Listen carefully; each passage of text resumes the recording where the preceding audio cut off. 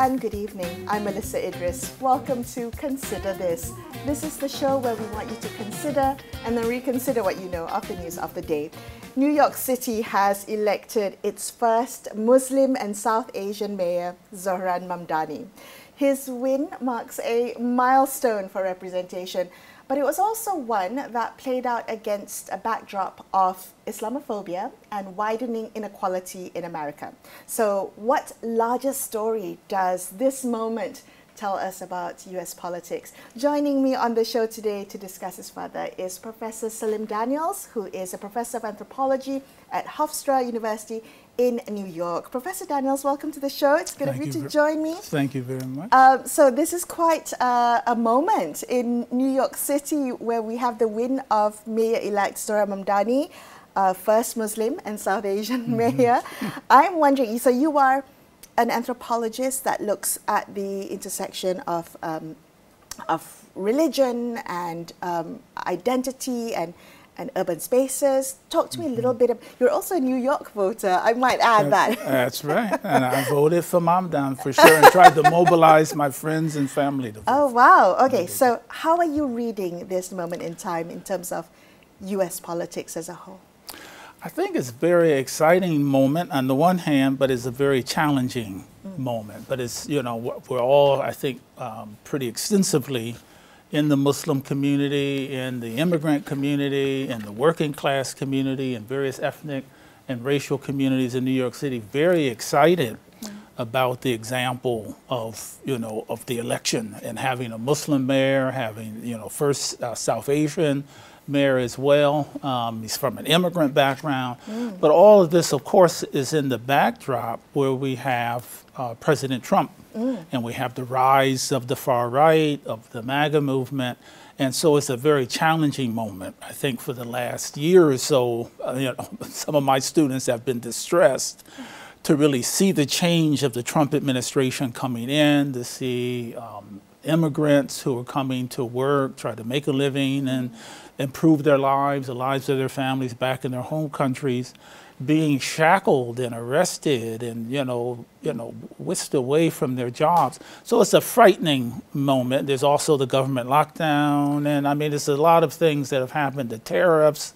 You know, he promised a better economy. The economy is very difficult. So all of this, I think, is a very hopeful moment. I think we're hopeful, we're excited.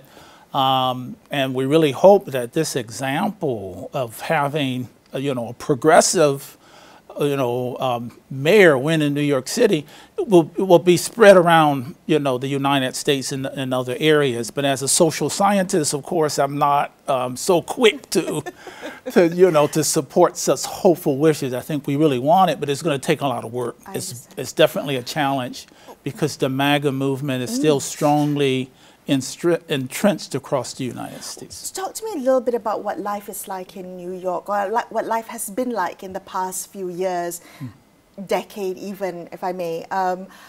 When we in Malaysia read reports, or we are on social media and hear New Yorkers talk about how the city is changing, what does it represent to you when you think about how the city has changed? Tell me what you think, or how you view the changes.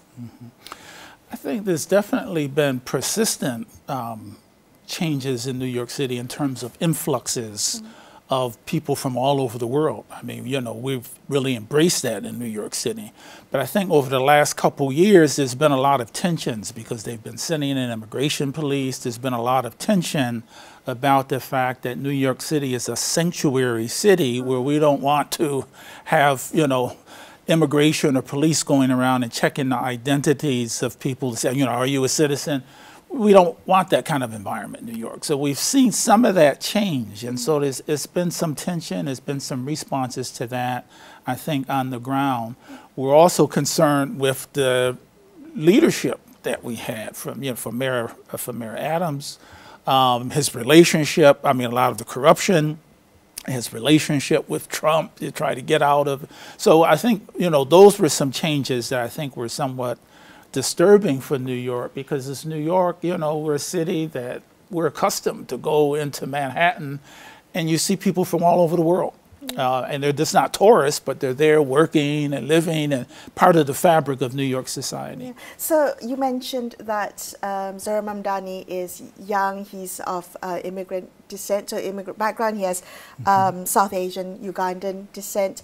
How does all of that, in terms of his identity, intersect with how New Yorkers see themselves in him, representation now in U.S. politics? I think we see that diversity and his identity as a Muslim, as a South Asian, as a youngster. I mean, he's in his early pro-Palestinian. All of that, I think, resonates with the New York City community. So his identity and this sort of intersections of all of these different identities, you know, being an immigrant, being South Asian, being Muslim, and being a young person, all is symbolic, I think. It becomes a symbolic sort of connection for him to relate to, you know, New York's diverse society, the immigrant community, the Muslim community, which has been challenged. You know, we've been under surveillance. I mean, especially since 9/11, there's been, you know, a lot of issues that the Muslim community has had. So I think we also see a Muslim sort of rising to be the executive of the city as something that's very symbolic, right? So I think his identities and the way they intersect is really symbolic of the marginalized communities. And when he said in October that he wants to come out of the shadows and be in the light, I think that resonates with people who are immigrants, who are of minority communities, including the Muslim community, you know, to come out of the shadows, out of the margins, and to embrace your identity and yourself as being an American, not just being, you know, someone that's in the shadows of margins, but as American that has full rights and fully belongs to the American community. No, tell me more about that, because, you know, it's since the primary, since, you know, he's had some time to build up the campaign, and a lot of people said, well, this is only going to resonate with young people. But it really is all the different identities of Zohran Mamdani that I think resonates with the voters who see hope in him. Talk to me a bit more about that, about the idea of Muslim belonging, not just in the civic space, but also the political space. Do you see yourself represented in the current political landscape of America? It's very problematic, I think. I think that it needs to change a lot to be more open, and I think we can see from the backlash that he experienced. I mean, it's definitely the positive side of how his identity taps into the margins, it parts, you know, into Muslims, and develops this sort of sense of inclusion and belonging. But on the other hand, it's been an identity that's been attacked. Yes. And so you have right away after his success in the primary, and even earlier, they began to attack him, you know, that he was different, you know. So we have all of these expressions of xenophobia, that he should be denaturalized, he's not a real citizen, he doesn't belong. And then, of course, all the negative associations, Islamophobia with Islam, that he's a Muslim, and it's, you know, things about 9/11 came up, and terrorism. It was so explicit, wasn't it? The Islamophobia was so explicit, it went beyond dog whistling. It was outright Islamophobia. And, you know, what do you think that reveals about the way religion and identity and Islamophobia exists in America today?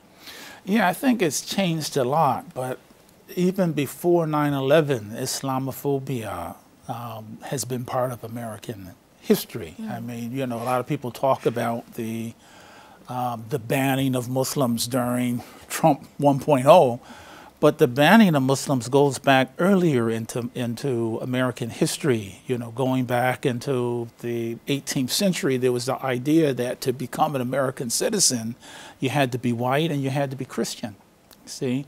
But there were already Muslims that were enslaved Africans who were Muslims. And some historians now are beginning to explore the fact that African Americans Africans who were enslaved later became Americans, were were in a difficult situation, but many of them have maintained, there's some historical records that they maintained their Islam through that kind of barbaric situation of being chattel slaves in the U.S. So you have that sort of history. So early in the 20th century, then there were some Arabs from the Middle East coming in, and they were sort of vetted, and there's some research on this in court records, where they were allowed to become citizens when they verified that they were non-Muslims, that they were Christians from Lebanon or something like that. So there's some research sort of looking at the history of American Islamophobia. And then in the early 20th century, you have the emergence of African-American sort of neo-Islamic movements. Early in the 20th century, you know, Nation of Islam, a lot of people know about that. There was the Moorish Science Temple and other places as well. And so there was already sort of the government sort of looking at these groups in a suspicious way, and some of the leaders were, of course, were imprisoned because of their refusal to go and fight in American imperialistic wars in that time period. And then, of course, there's more knowledge about the Nation of Islam in the 1960s. So it was already this sort of longer history of Islamophobia, even in the 20th century prior to 9/11. But with 9/11, we have the sense that, you know, this targeting of Muslims that became very extensive. And then there was a development of various, you know, several structural forms of Islamophobia, using the state, using immigration, using homeland security, all these sort of governmental agencies to put Muslims under surveillance. And of course, the New York City Police Department was also very active in that. And so, I mean, that sort of shapes my feeling as a Muslim. I think there's a lot that still needs to change in the American political system. I'm very excited and I'm overjoyed with the victory of Zohran Mamdani in New York City. And I'd like to see that become sort of duplicated in cities across the United States and, of course, global cities around the world. But I think it's a real challenge because the MAGA, sort of the far-right movement is really entrenched in American society. So he won up north. He didn't win, right? He didn't win in Alabama. He didn't even win in one of the swing sort of cities in the swing states of Ohio or Wisconsin or Pennsylvania, where Trump had a landslide victory. So as a social scientist, you know, I sort of have sort of a sobering sort of perspective on it, but still I'm joyful and I'm excited. I'm really happy he's won, and I'm looking forward to these new policies coming into New York City. Well, you know, I live half a world away from New York City, and I can name the policy platform that Zohran Mamdani ran on. So it was free rents and free buses and universal childcare. What do you think about those policies and why they resonated with New Yorkers, and why his campaign was so effective that half a world away, people know his campaign promises? Because those, I think, are really central working class concerns. To have the free buses, the transportation to get to work, you know, on trains or on buses, right? So I think it's really more extensive. And they have rent control because the rents and the mortgages, the house, you know, is really very high in New York City. And so to have some of those rents come down, to be stabilized and to freeze them from constantly being inflated, I think are concerns for the working class. And of course, the free daycare for, you know, families. Most women are working as well, you know, because it's so expensive. Families are pushed to have the two incomes, but there's a lot of single women who are also working. So, I mean, you find that in New York City, that fabric of diversity that also extends into gender and into the, you know, the various sort of ethnic communities as well. Everyone's involved in different, and some people are working 2 or 3 jobs because it's so expensive. So to say that you're going to bring some of those expenses down, to freeze the rents that are very, very high. I mean, you could have a small apartment and it could be, you know, $2,500 a month, you know, USD.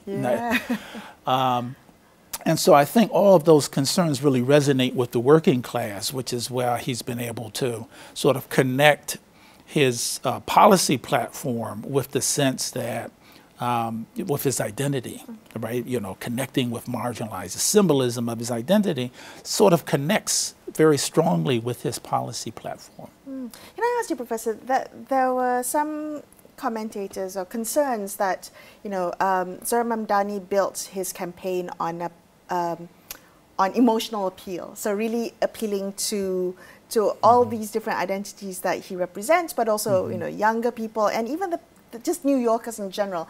But there was a concern that maybe his policy platforms are not as pragmatic, and expectations are sky high at the moment for the mayor-elect. And given Donald Trump's response to all the threats that he had about, you know, not funding, cutting funding to New York City and all of that, do you think that the way this is all playing out is risky?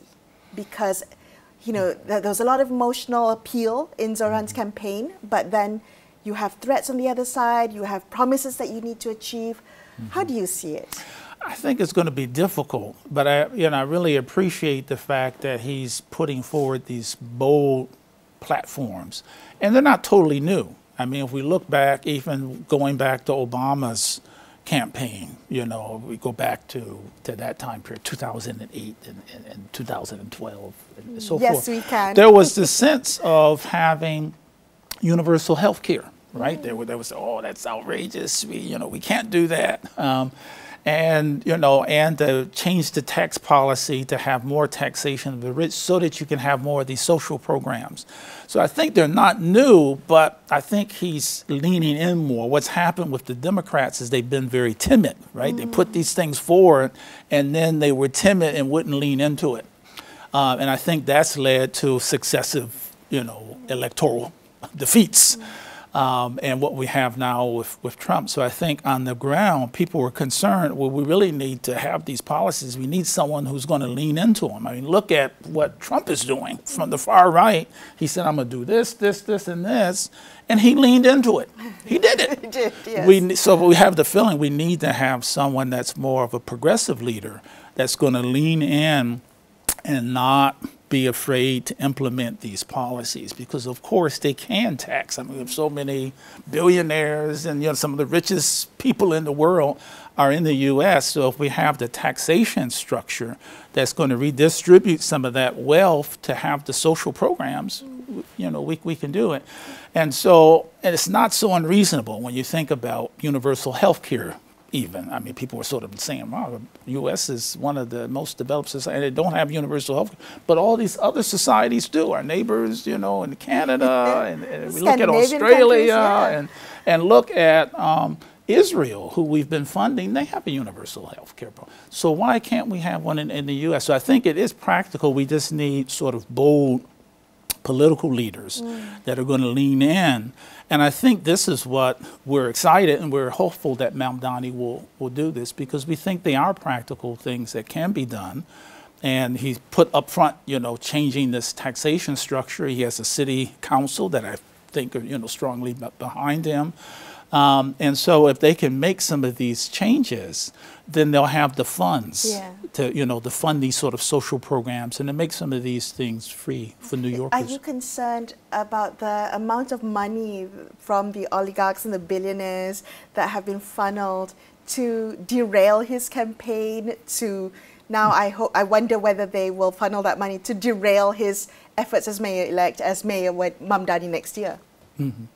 Yeah, it's going to be challenging. I think, those people are not going to go away. And they definitely put a lot into trying to derail his campaign, spreading, the Islamophobia, the xenophobia, and, all these sort of attacks on him. But I think that with the support of New Yorkers, look at what happened with the election, with all of these billions of dollars coming in to support Cuomo, who lost in the primary. And still, New Yorkers weren't affected by that, right? Most of the New Yorkers still maintained the vote. I mean, through a lot of age categories, of course, it was much stronger. Figures are saying with the youth.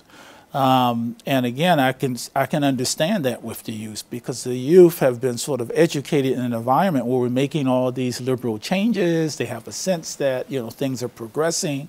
We're going to have a multi-ethnic, multiracial sort of democratic system. And then to see the loss to Trump, it was devastating. I mean, some of my students were going to get help with counseling. And so I can see, you know, their excitement of getting involved with the campaign. And he really leaned into the youth with social media, involving the youth in the campaign. And so that's something that's very exciting. And so I'm looking forward, when I get back to the university, hopefully seeing some happy and relieved faces as well of some of my student population. You talked a little bit earlier about how Islamophobia has evolved. Can we talk about how the responses to blatant or explicit Islamophobia may have changed? Have you noticed a change in the way people respond to it? And I'm asking in terms of either public discourse or even the media framing of maybe calling out some of the Islamophobia that came out as a counter campaign or counter argument to Zohran's platform. Yeah, it was very positive to have some of the media outlets at least question it, because of course they were also producing a lot of Islamophobia when you think about the Palestine and the Gaza, you know, the way that they framed and protected, I think, Israeli genocidal actions.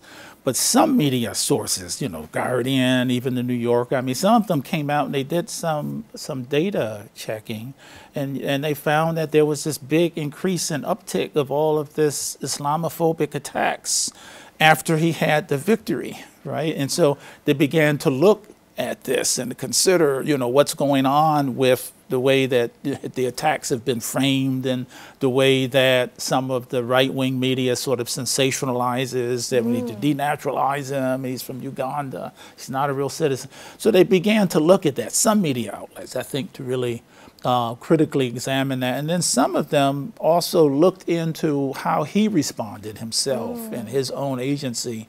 And he responded to the, you know, the threats and the attacks and the accusations. He was anti-Semitic. You know, he cleared that up. You know, and so, you know, he made a distinction, which I think resonates again with the youth and with, you know, more broadly in society, with people who have been watching all of the social media, the live streaming of the genocide and everything like that. We know there's a difference between anti-Semitism and being critical of a state, whatever their religion is, that's committing genocide. And so I think that those kind of things for the media has been affected, but I think a lot of people are also who have seen that are saying, no, we don't accept that negative propaganda. You know, we can see the things that he's doing.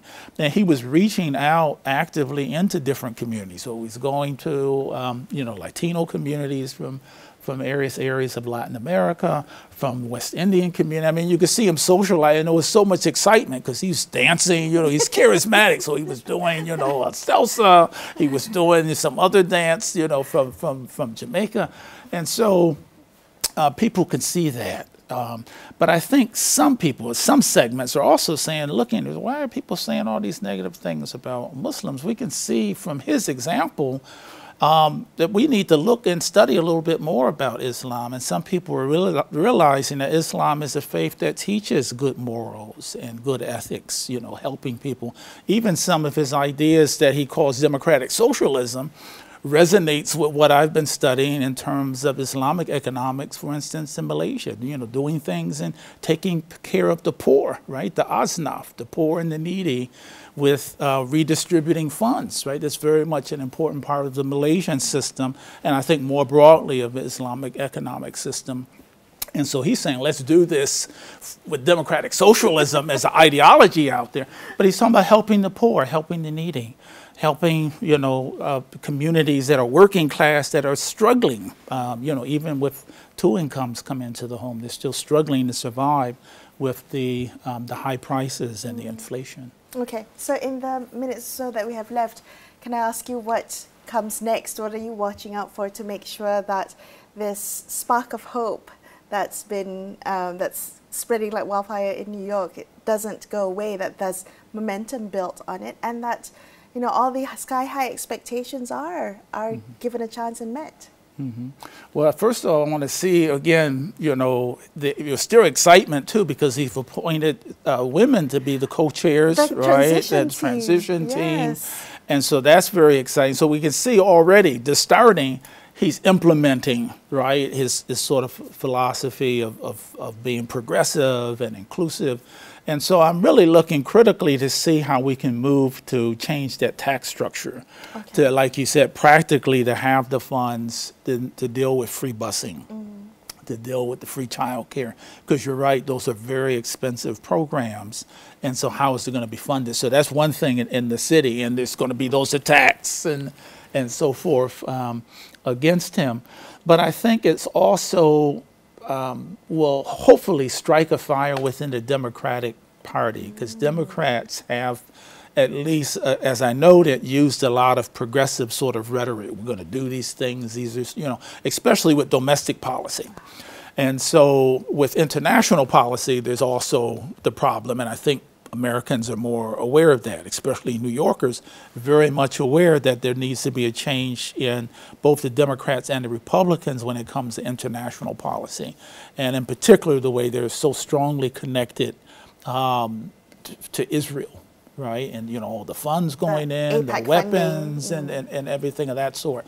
So that kind of, you know, change needs to happen in the Democratic Party, just not with international policy, but also with domestic policy. But to do that, we're going to have to change some of the old guard, which Andrew Cuomo represented, you know, Kamala Harris and Biden and Obama. And there's still this sort of group, the elites in the Democratic Party, that are moderate and conservative, because they're afraid that when they get to those swing states, they don't want to turn the voters off with these sort of programs.